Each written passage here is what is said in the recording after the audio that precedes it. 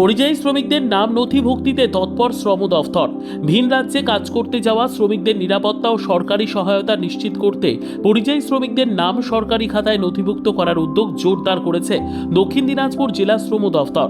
হরিয়ানা সহ বিভিন্ন রাজ্যে শ্রমিক হেনস্থার ঘটনার পরিপ্রেক্ষিতে এই পদক্ষেপ নেওয়া হয়েছে। জেলা দফতর সূত্রে জানা গেছে 2023 সাল থেকে দুয়ারি সরকার ও আমাদের পাড়া আমাদের সমাধান প্রকল্পের মাধ্যমে নথিভুক্তি শুরু হয়েছে।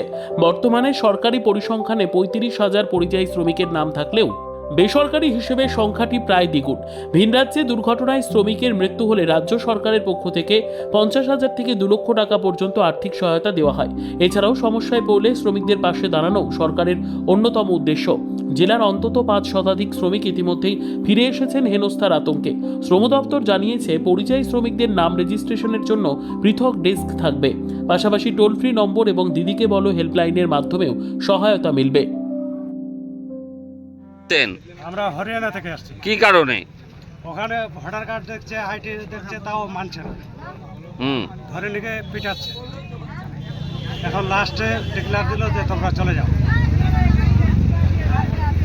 যার জন্য কি আপনারা কি গাড়ি রিজার্ভ করে আসলেন? আর তার জন্য আমরা গাড়ি রিজার্ভ করে আসছি। কতজন আসলেন এরকম? এরকম আমরা তো এটা গাড়িতে আসছি মোটামুটি 70 জন। মোট কতগুলো গাড়ি এসছে? আমাদের ওখান থেকে 3টা গাড়ি আসছে।